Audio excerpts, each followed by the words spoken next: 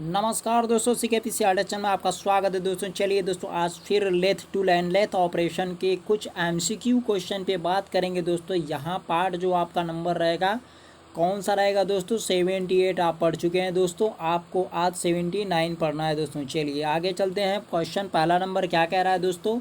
Lathe पर chip breaker तब आवश्यक होता है जब लेथ पर चिप ब्रेकर तब आवश्यक होता है जब एग्जाम्पल यहाँ पे कह रहा है कि कब होता है लेथ पर चिप ब्रेकर की आवश्यकता। तो यहाँ पे कह रहा है दोस्तों कि तन्य मटेरियल मतलब डक्टाइल मटेरियल की टर्निंग करनी होती है और चिप को तोड़ना होता है, तब चिप ब्रेकर का यूज किया जाता है।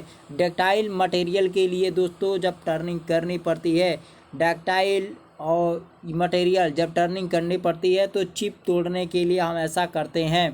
अगला क्वेश्चन यहाँ पे चिप का एग्जांपल दिया है दोस्तों। एग्जांपल में यहाँ पर कह रहा है कि चिप ब्रेकर टूल में टर्निंग करने में विभिन्न धातुओं से विभिन्न प्रकार के चिप निकलते हैं। ये बात सही है। जैसे कास्ट आयरन का अलग निकलेगा तो माइल्ड स्टील का अलग निकलेगा। उसी तरह से जैसे कास्ट आयरन ब्रोंज मशीनिंग करते समय चिप अनियमित आकार के रूप में निकलते हैं।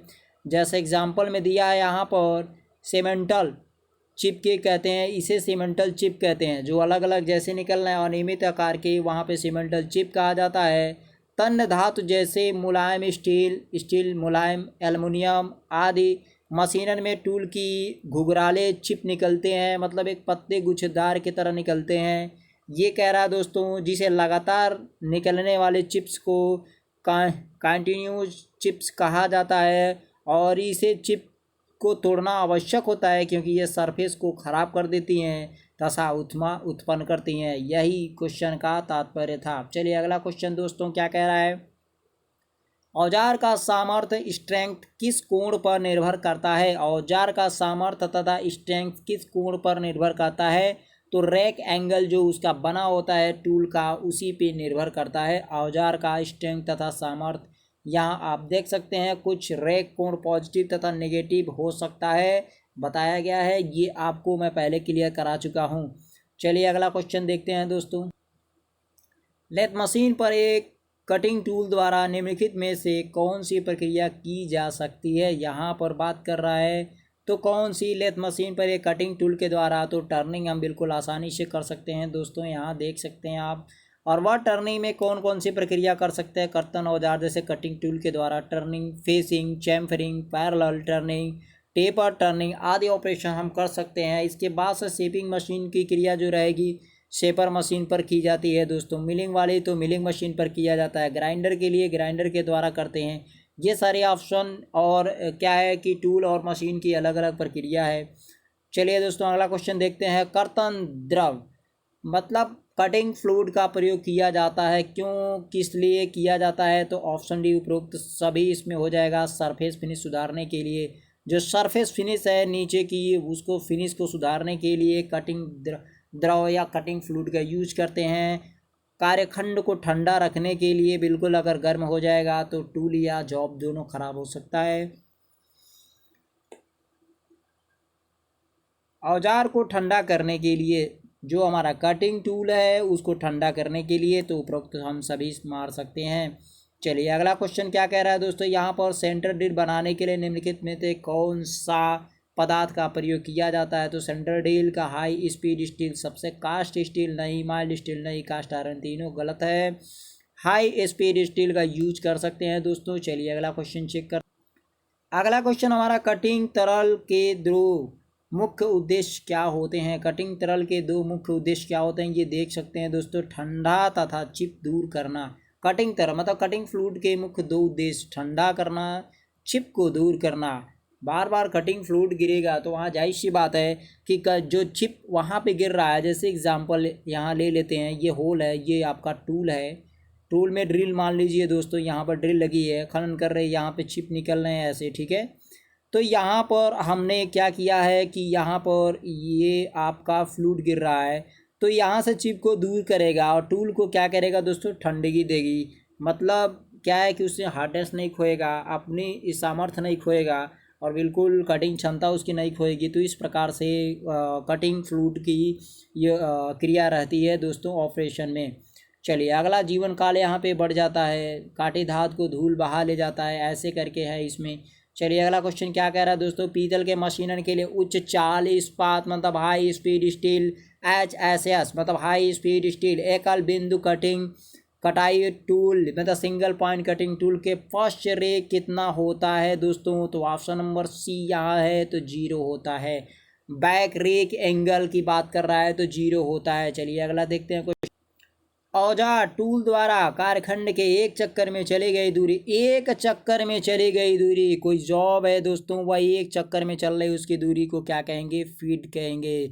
जितना एक चक्कर में जितना कटिंग करके आगे बढ़ रही है वही हमारा फिट हो जाता है। यहाँ पे स्पीड की बात करेगा तो 1 प्रति मिनट चक्कर की निकाल देंगे वहाँ पे दोस्तों।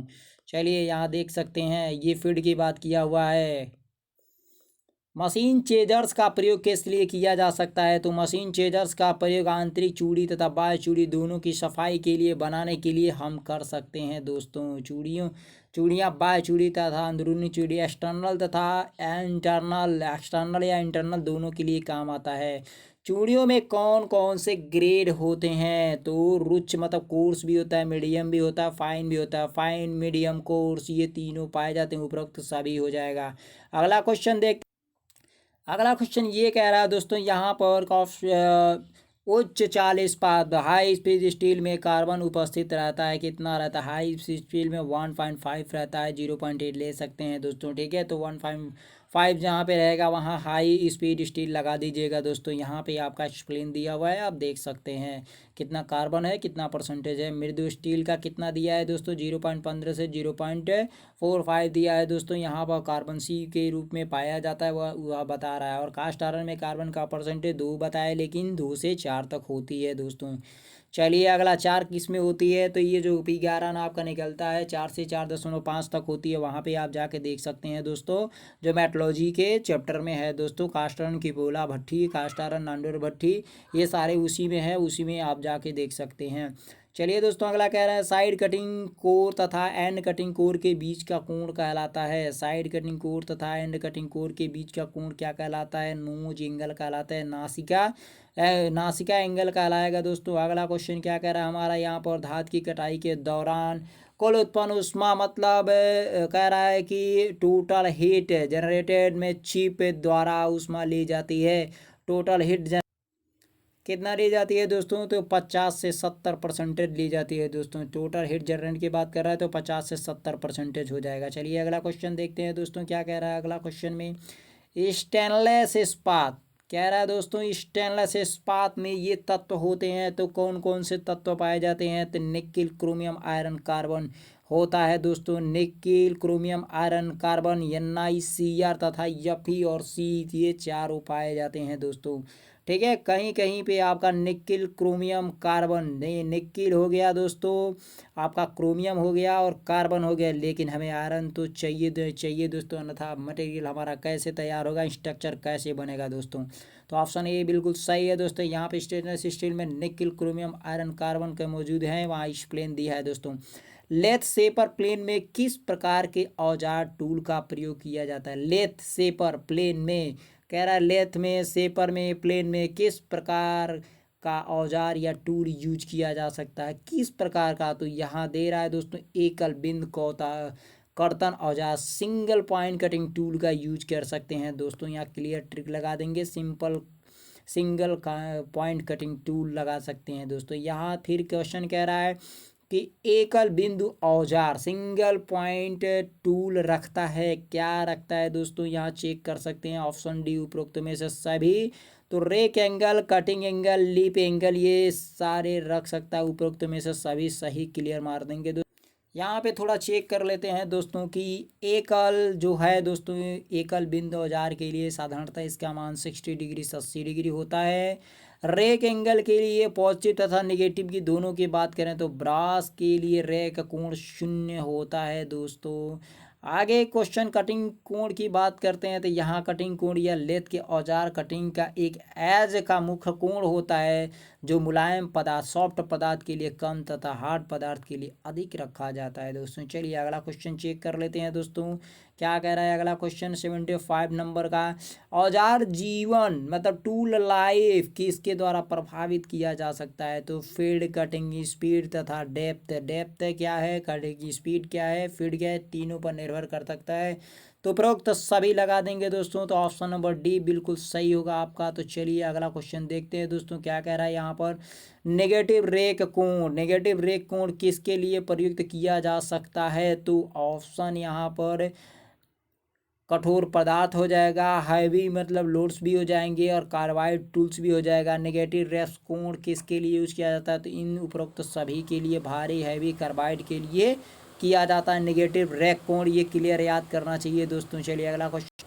सिरेमिक कर्तन औजार टूल होते हैं, जो सिरेमिक होते हैं तो टिप के रूप में उपलब्ध होते हैं। टिप छोटे छोटे टिप के कम बंकन सामर्थ्य भंगूर के रूप में होते हैं, एल्युमिनियम ऑक्साइड पाउडर के रूप में भी बने होते हैं। ये सारा ऑप्शन सही है दोस्तों कि इन रूपों में इसको पाया जाता है, सिरेमिक जो होता है दोस्तों। ठीक है, चलिए अगला देखते हैं दोस्तों, यहाँ पर क्या कह रहा है कि VT = C के संबंध में कार्बन औजार के लिए यन का मान वैल्यू क्या होता है दोस्तों? तो यहाँ पर ऑप्शन क्लियर किया जा रहा है, तो उसकी वैल्यू क्या बन जाएगी? तो यहाँ 0.20 से लेके 0.25 हो जाएगा दोस्तों। इसकी वैल्यू की पूछ रही है, यन की वैल्यू पूछ रहा है दोस्तों। चलिए अगला क्वेश्चन, यहाँ पर क्वेश्चन को थोड़ा चेक करवा देते हैं दोस्तों, किस प्रकार से यन की वैल्यू निकाल रहा है। यहाँ पर कैपिटल T एन = C से संबंधित यन की बात किया जा रहा है। तो एक घात जो औजार एवं कार्यखंड के ऊपर निर्भर करता है यन जो है, और एक घातांक जो औजार कार्यखंड के ऊपर निर्भर कर रहा है, लेकिन वहाँ पर C की जो बात कर रही है कि स्थिरांक की बात कर रहा है, कांस्टेंट की बात कर रहा है, तो यन = की बात करेंगे हम यहाँ पर, तो क्या हो जाएगा दोस्तों? तो यानी कि 0.1 से लेके 0.2 उच्च गति इस्पात मतलब हाई स्पीड स्टील के लिए होती है, और इतना कार्बाइड के लिए होता है, और इतना सिरेमिक के लिए होता है। तो टूल की लाइफ घटती है तो कर्तन गति स्पीड बढ़ती है। अब यहाँ चेक कर लेते हैं दोस्तों, क्या कह रहा है कि क्वेश्चन में कह रहा है दोस्तों, यहाँ पर ऊपर की औजार के लिए यन का मान क्या होगा? कार्बाइड औजार के लिए, तो कार्बाइड औजार के लिए ऑप्शन नंबर बी 0.20 से लेके 0.25 तक हो जाएगा। ये तीनों आप क्लियर कर लेंगे दोस्तों। तो उच्च गति आए या कार्बाइड आए या सिरेमिक आए, कार्बाइड के लिए ऑप्शन क्लिक मार दिए, कोई गुणा भाग करने की जरूरत नहीं, ये तीनों याद रहेगी, आप क्लियर हो जाएंगे दोस्तों। चलिए यहाँ पे दोस्तों मैं और कुछ क्वेश्चन के बारे में बता रहा हूँ दोस्तों। तो यहाँ पर कुछ क्वेश्चन ऐसे होते हैं, जैसे लेथ पर गियर या पुल्ली को पकड़ने के लिए लेथ है दोस्तों आपका, एक तरफ टेल स्टॉक होता है, एक तरफ हेड स्टॉक होता है, बीच में कैरेज होती है, उसके पर ऊपर टूल पोस्ट होता है।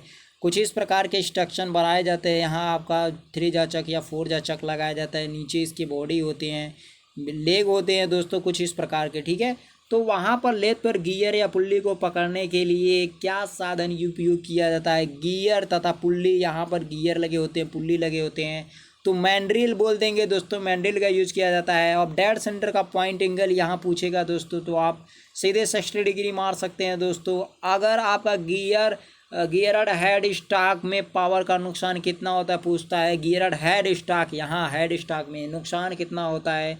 तो बहुत कम होता है, क्योंकि 98% जो होती है गियर में हमारा पावर दस्ता काम ली जा सकती है, लेकिन 2% जो होती है बस वही छूट जाती है दोस्तों। लेथ बेड में कौन सा लोड सहन कर सकते हैं? तो टेंसाइल लेथ बेड जो होता है वह टेंसाइल लोड सहन कर सकता है। लाइव सेंटर जॉब के साथ क्या क्रिया करती है? जो लाइव सेंटर होता है वह घुमाता है दोस्तों, जॉब को मूवमेंट कराता है। ये सारे क्वेश्चन आपके इंपॉर्टेंट है। जैसे लेथ के लीड स्क्रू में कौन सा थ्रेड कटा होता है, यहाँ लीड स्क्रू लगी होती है, तो एक में मार सकते हैं आपका दोस्तों। मैंडिल किस धातु का बना होता है? तो कास्ट स्टील का। यहाँ मैंडिल जो पकड़ने के लिए लगाया जाएगा, किसको दोस्तों पकड़ने के लिए? गियर पुल्ली को, तो वहाँ कास्ट स्टील का बनाया जाता है। लंबे जाब को बीच में लटकने से रोकने के लिए क्या यूज किया जाता है? तो स्टडी रेस्ट का यूज किया जाता है। तो कुछ इस प्रकार से क्वेश्चन मिलते हैं दोस्तों। तो चलिए अगली वीडियो मिलते हैं दोस्तों, नमस्कार।